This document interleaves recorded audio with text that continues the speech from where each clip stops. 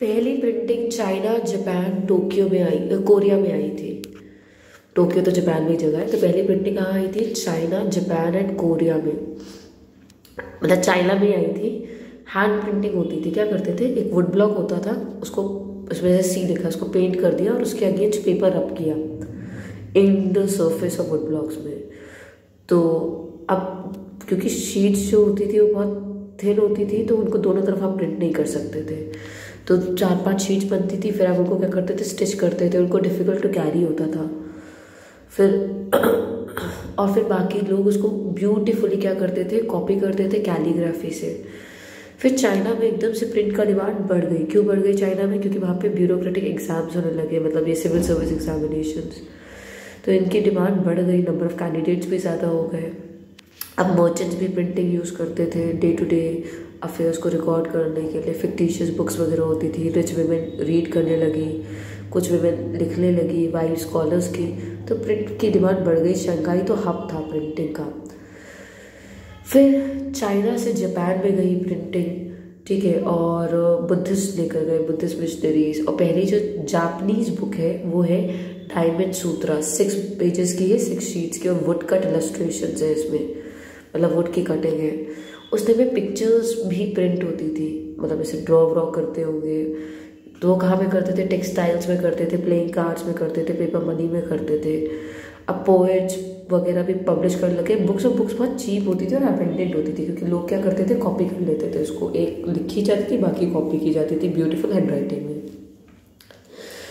एडो Tokyo में भी क्या होने लगा, पेंटिंग्स होने लगी अब। और वो जो पेंटिंग्स थी वो क्या डिपिक्ट करते थे, पेंटिंग का भी मतलब चलन चला था। और पेंटिंग का जो कल्चर था जो क्या डिपिक्ट करते थे, टी हाउस गैदरिंग्स, ठीक है। अब लाइब्रेरीज, बुक स्टोर्स, इनमें बुक्स मिलती थी। बुक्स अलग अलग टॉपिक्स पे होती थी, छोटी छोटी बुक्स होती थी, कैलकुलेशन पे, फ्लावर अरेंजमेंट पे, एटिकेट पे, मैनर्स पे, सिंपल सिंपल बुक्स होती थी, ठीक है। तो मतलब प्रिंटिंग और पेंटिंग का एरा आ गया। फिर अब ये तो चाइना और जापान की बात हो गई। यूरोप कैसे पहुंचा? चाइना से यूरोप सिल्क रूट से ही चाइनीज पेपर पहुंच गया यूरोप। अब इससे वो लोग क्या, उनके पेपर आ गया, तो वो पेपर में लिख सकते थे, मैन्युस्क्रिप्ट्स हो सकती थी। फिर उसके बाद मार्को पोलो जो था वो ये टेक्नोलॉजी लेकर गया वुड ब्लॉक प्रिंटिंग की, ठीक है, अपने साथ। कि ये लोग वुड ब्लॉक प्रिंटिंग करते हैं, तो लोग तो केवल पेपर में लिखते हो। फिर वहाँ पे भी वुड ब्लॉक पेंटिंग हो गई। तो उनको समझ में आया कि अच्छा, पेपर में ये लोग प्रिंटिंग करते हैं या पेंटिंग करते हैं। तो वहाँ पे अब यूरोप की तो अपनी बात थी। वहाँ पे जो अमीर लोग होते थे वो एनिमल की स्किन पे लिखते थे। उसे वेलम कहते हैं। क्या कहते हैं उसको? एनिमल की स्किन पे। और वो हंसते थे, स्कॉफ करते थे लोगों पे जो पेपर खरीदते थे। खैर, पेपर की डिमांड वहाँ भी बढ़ गई, ठीक है। बुक फेयर्स वगैरह होते थे। अब हैंड रिटन जो चर्च वगैरह में तो बहुत ज़्यादा भीड़ होती थी।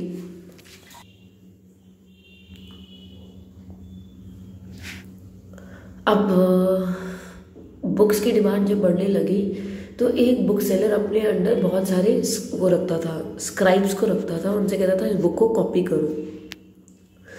तो लोग कॉपी करते थे, बट ये बहुत ही लेबोरियस काम था, टाइम कंज्यूमिंग था। एक बुक सेलर अपने अंडर 50 से ज़्यादा स्क्राइब्स को रखता था।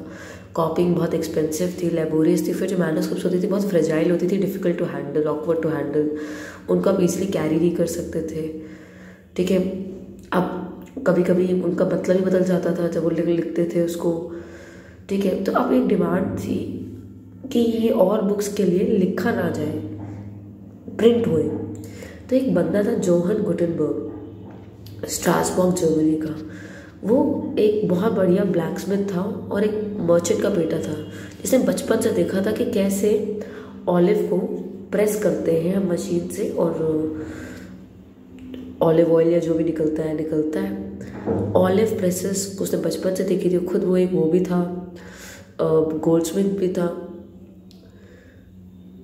तो गोल्डस्मिथ था तो उसको पता था कि हम कैसे जैसे एस बना सकते हैं। तो उसने क्या सोचा कि ये ऑलिव की प्रेस, अगर ये एस पर गिरेगी और एस के नीचे पेपर होगा, तो ये जो एस इसमें क्या हो जाएगा, टाइप हो जाएगा। तो ऐसे उसने प्रिंटिंग प्रेस बना दी। क्या बना दी, ऑलिव प्रेस को उसने मॉडल दिया प्रिंटिंग प्रेस का, और मोल्ड्स को उसने दिया अल्फ़ाबेट्स का। बट ये जो उसने अल्फ़ाबेट शेप किए ना, ये हमारी हैंड राइटिंग जैसे ही थे। पहले उसने जो बुक पब्लिश की वो बाइबल थी, उसकी 180 कॉपीज़ आई।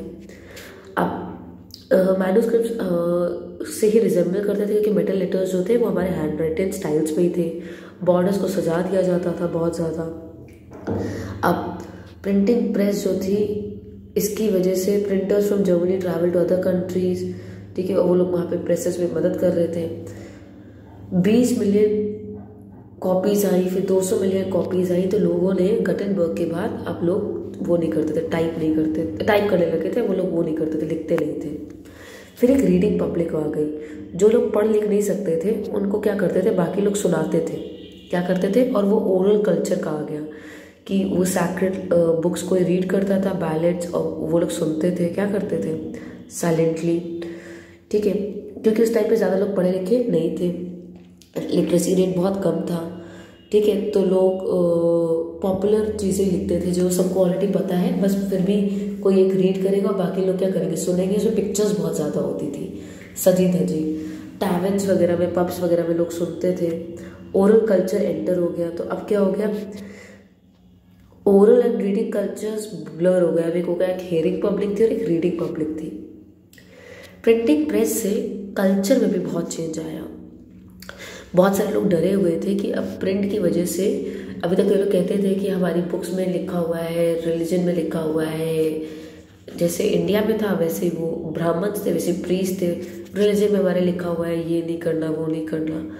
तो जब ज़्यादा बुक्स आ गई, लोग बाइबल पढ़ने लगे, इतनी सारी बाइबल्स आ गई, तो अब लोगों ने बोलना शुरू कर दिया, कहाँ लिखा है ये बताओ, जब लोगों के पास एक्सेस आ गया चीज़ों का, ठीक है।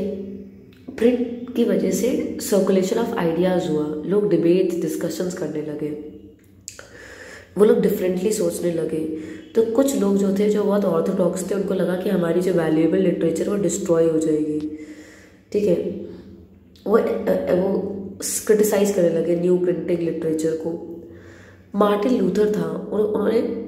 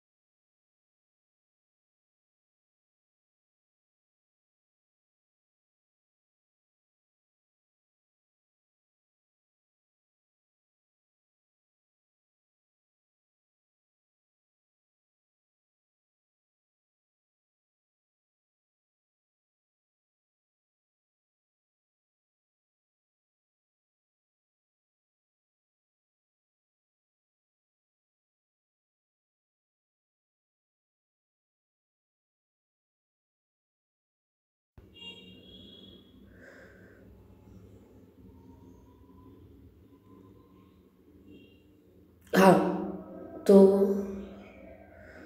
मैंने क्या बताया कि मार्टिन लूथर था, उसने 95 थीसिस लिखी थी।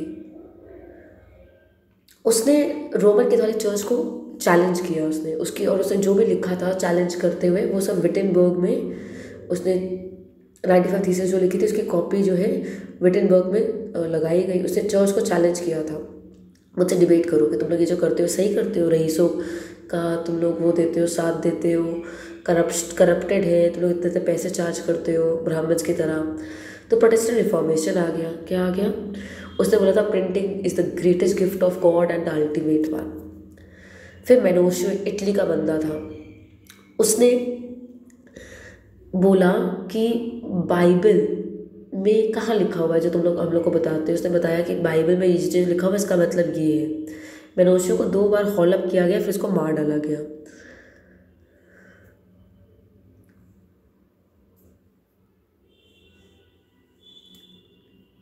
तो ये लोग सब क्या करने लगे, वो करने लगे, चैलेंज करने लगे चर्च को।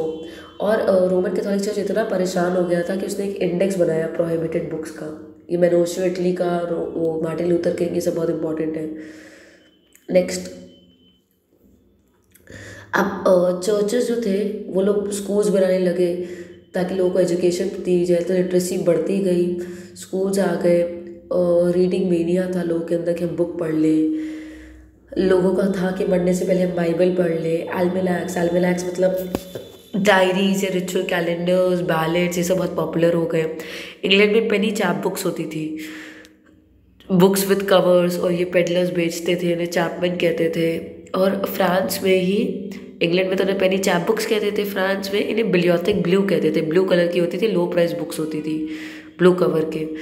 अब बहुत सारे न्यूज़पेपर्स छपने लगे, ठीक है, अलग अलग चीज़ें। फिलोसफर्स अपने आइडिया, आइजैक न्यूटन ने अपना जो भी उसको समझ में आया ग्रेविटी का, उसने छपवाया। और फिलोसफर्स जैसे वॉल्टेयर, जीन जैक्वेस रूसो, लोग अपने आइडियाज़ वो करने लगे। फिर एक राइटर था लुइस सेबेस्टियन मर्सियर, फ्रांस का, उसने बोला था the printing press is the most powerful engine of progress and public opinion is the force that will sweep despotism away. Despotism मतलब राजा को, वही लुइस 16 के टाइम का था वो। और उसने बोला था ट्रेम्बल देयरफॉर टायरेंट्स, तानाशाही अब डरो तुम लोग। लुइस सेबेस्टियन मर्सियर की जो बुक्स होती थी उसमें जो वो होते थे लड़के, वो बुक्स पढ़ के एक अच्छे इंसान बन जाते थे, हीरो बन जाते थे वो लोग, ठीक है। The heroes are transform by act of writing.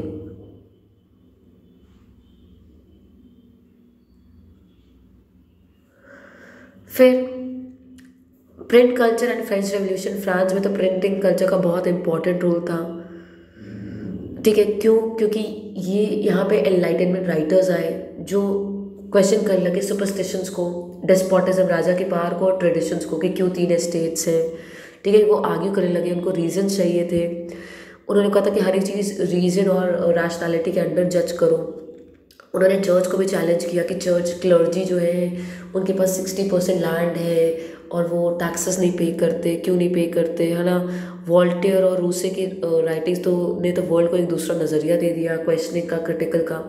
फिर प्रिंट ने कल्चर बनाया डायलॉग और डिबेट का, ठीक है। मतलब अब वो डायलॉग्स होने लगे। डायलॉग्स मतलब वो जो लिखते थे उसमें भी डायलॉग्स होते थे कि इसने ये कहा तो चर्च ने ये कहा, तो डायलॉग और डिबेट का एक वो आ गया।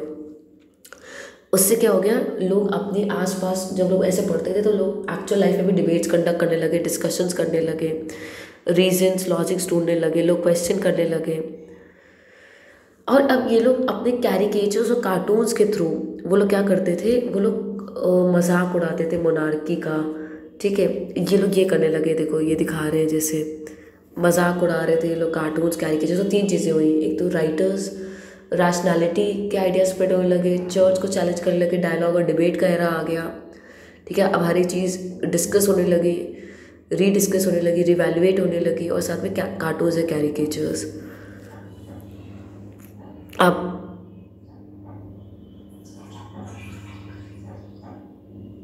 वो लोग मोनार्की को बारे में एक्सपोज करने लगे, ठीक है। वो कहते थे कि किसी को भी प्रिविलेज बाय बर्थ नहीं मिलनी चाहिए, सब कुछ on the basis of merit होना चाहिए। कुछ आइडियाज़ को उन्होंने एक्सेप्ट किया और कुछ को उन्होंने नहीं किया। तो print did not directly shape their minds.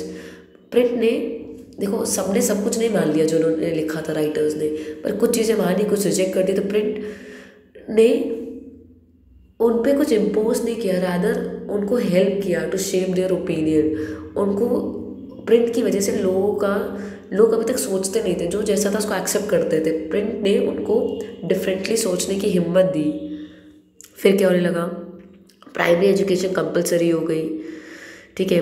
अब स्कूल टेक्स्ट बुक्स बनने लगी, चिल्ड्रंस की प्रेस सेटअप हुई फ्रांस में, फेरी टेल्स वगैरह, फोक टेल्स कलेक्ट होने लगी। ग्रिम ब्रदर्स थे जर्मनी के, उन्होंने ईयर्स लगा दिए ट्रेडिशनल फोक टेल्स कलेक्ट करने के लिए, ठीक है, और कुछ अवल्गर होता था उसको हटा देते थे।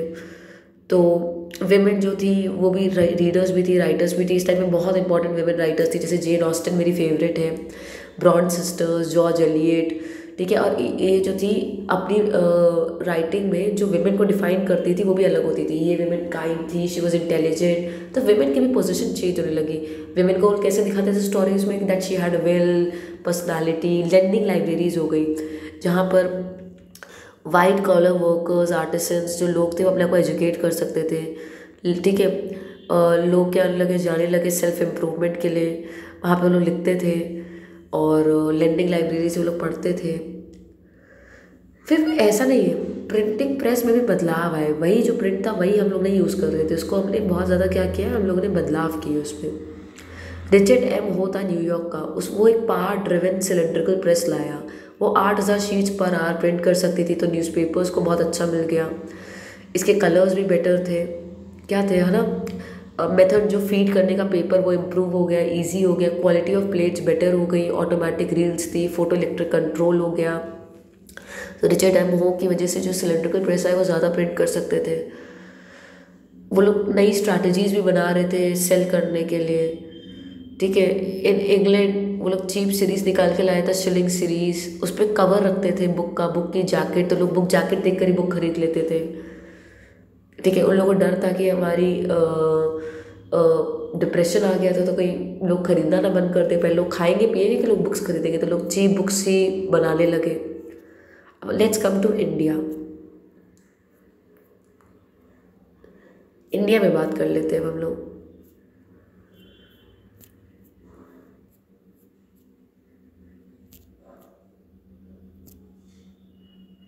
50